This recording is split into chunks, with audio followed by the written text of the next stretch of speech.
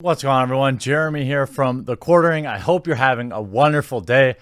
Thank you for allowing me to put that mobile ad in the last video. I know it is a little cringy when I do them, but it is super helpful. So if you ended up downloading to try it, thank you. You shouldn't feel like you have to, though, but the link will be pinned below as well. So the link or the meme, literally nobody, then like Kotaku, right?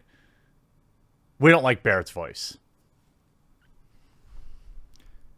The Final Fantasy VII Remake has been something that has been teased to the Final Fantasy community for about as long as I can remember. One of the very first games, in fact, it may have been the very first game. It definitely was. The very first game I ever completed all the way through was Final Fantasy VII on PlayStation 1.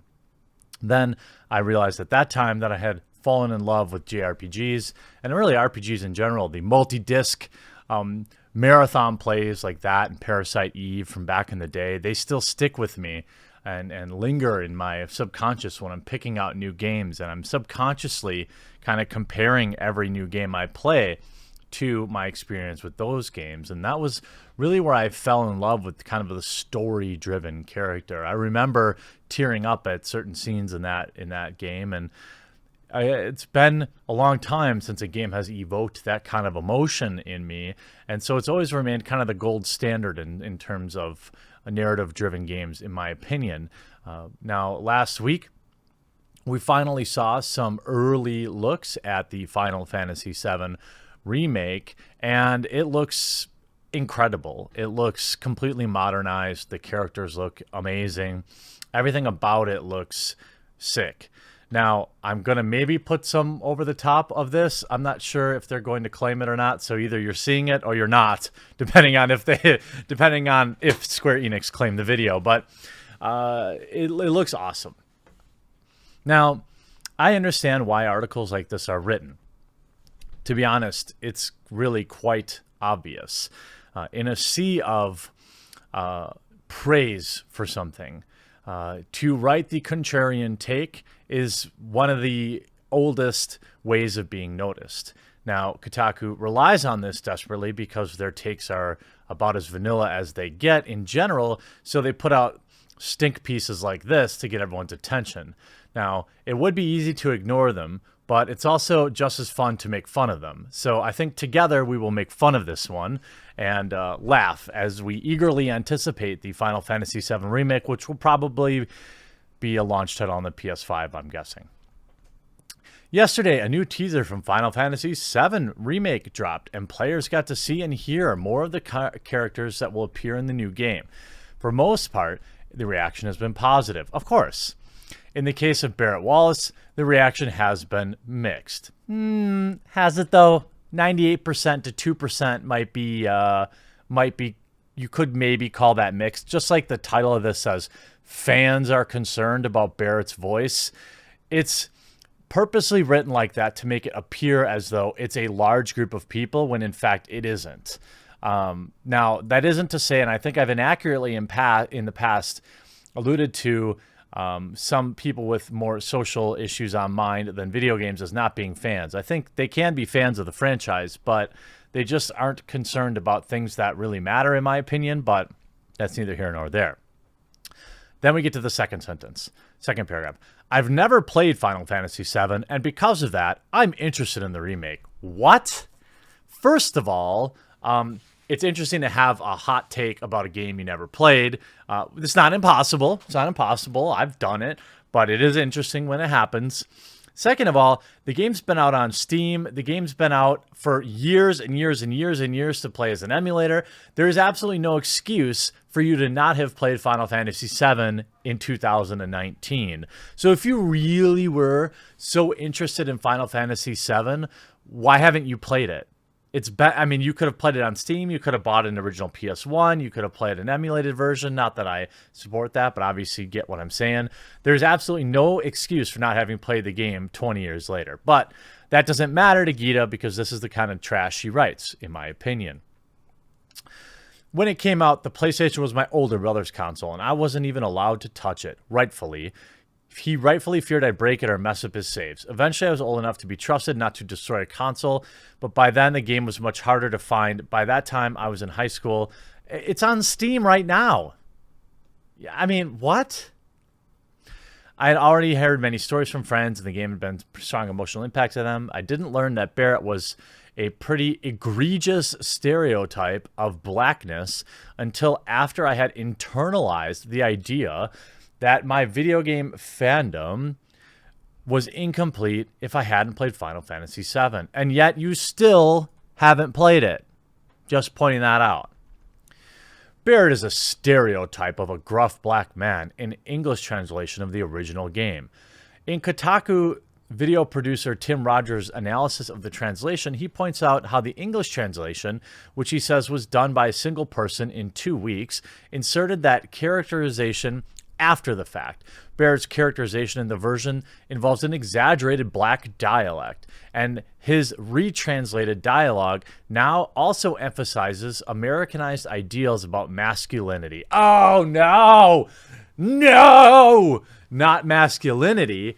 Not the dude, not the super BA dude from the video game being super BA. That's awful. And look, I do get it. Like, there are some aspects of, like, the Robert Downey Jr.'s Tropic Thunder, like, voice in there. But almost all video game characters are stereotypes of something, okay? And, you know, Cloud is kind of like a dumb jock. And, you know, there's innumerable. You know, Arthur Morgan is a stereotype in Red Dead Redemption. You have, I mean, look at Days Gone, gruff white male protagonist. You know, so you only had a problem with it because of a representation for the white folks who are clearly stereotypes. But it's a problem if it's anybody else. That's the really, let's dig into it. That's what we're really talking about. You know, people talk a certain way, and this seems like such a nitpick. Barrett is a stereotype of a gruff black man. Oh, sorry. Americanized ideals about masculinity. In what Tim describes as the most important text box in the Japanese role-playing game translation history, the game mistranslates Barrett's expression of empathy to a depressed Cloud, instead telling Cloud that everyone gets depressed like he does in the Japanese text. Barrett says that people get depressed if they don't know what's going on. The fact that the line is preceded with the line, yo, Jess, yo, just think about it. How many people in the world you think really understand themselves? Further reinforces Barrett as some type of hyper-masculine cartoon. He is a cartoon! He is a cartoon! Oh my God. Not a fully realized person, but a Mr. T facsimile in a weak bon mot. This depiction plays into racist assumptions that people make about black men, seeing them as not full people, but as hulking masses of muscle that sometimes provide folksy wisdom. What? Whose stereotype is this? You're making this up. Who thinks like that? I mean, this is an absolute absurd misrepresentation of Barrett, first of all, because Barrett is not two-dimensional in this video game at all. And had you have actually played it, you might know that. He's one of the most memorable characters in Final Fantasy in probably ever, okay?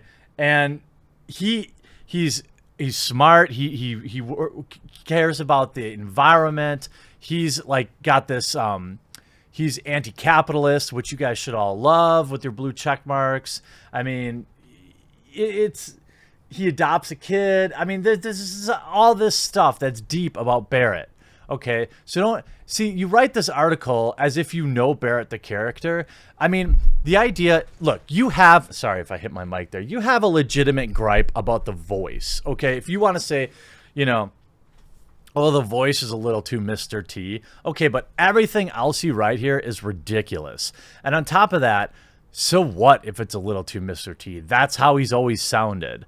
And, you know, you don't hear other people complaining about their voice act. If you don't like the voice acting, buy the Japanese version or just turn it off, play it on mute.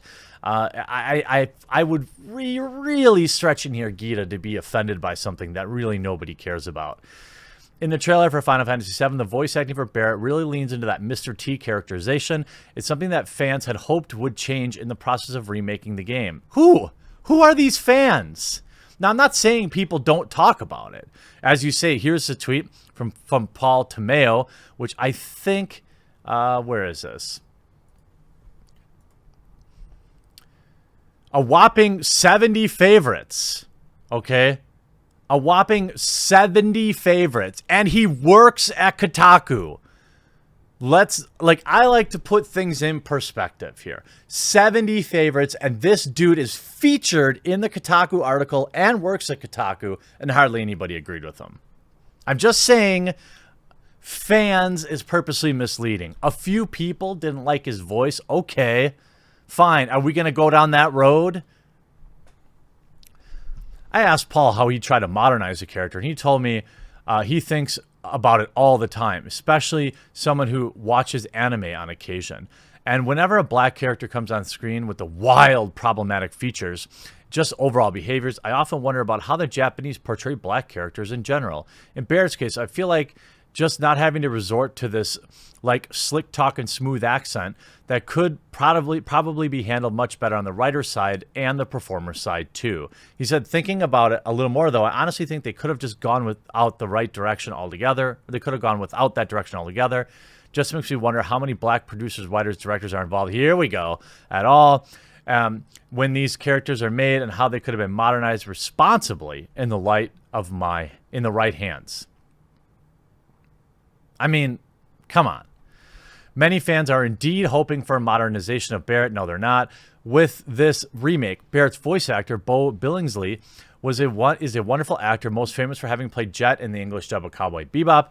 In the trailer for Final Fantasy VII Remake, though, he sounds like he's about to start speaking in tongues at church. Yes, Lord. In the reactions I've seen, fans don't want to censor or remove Barret. You want to remove him? They were just hoping to see a better portrayal of his character this time around.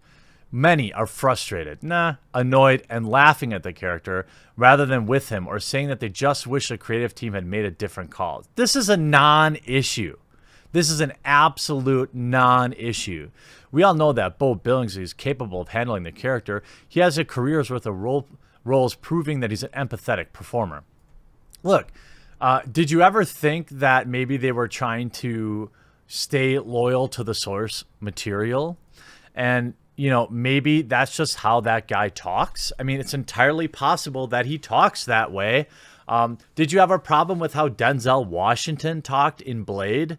Do you have a problem with how literally every sports athlete talks in an interview after a game? I mean, what is going on here? This seems totally manufactured to me. And of course, this is the only stuff that gets this website clicks. I mean, at the end of the day, here, what about the quiet majority who loved Barret, then love Barret now, and have no problem whatsoever with him? What about those of us who in fact think he's one of the most memorable Final Fantasy characters of the past 25 years and still cherish him? Should they just F off? Oh, wait, as you said, you've never played the game. You just think you can tell everyone else with impunity how to think. Cool, thanks for doing your part to ruin a beloved character. I mean, it's a tough decision, but I think the voice is true to the original character, problematic as he is. Square Enix needs to do better with black characters in the future, but I guess they didn't want to change him too much from the original Final Fantasy VII. Okay, fine. I mean, I think that there's an argument to be made here for, being careful with how you voice people, but at the end of the day, this is much ado about nothing, and I sincerely hope Final Fantasy points and laughs like all of us hopefully are as well. I hope you enjoyed this video, though. We'll talk to you again real soon.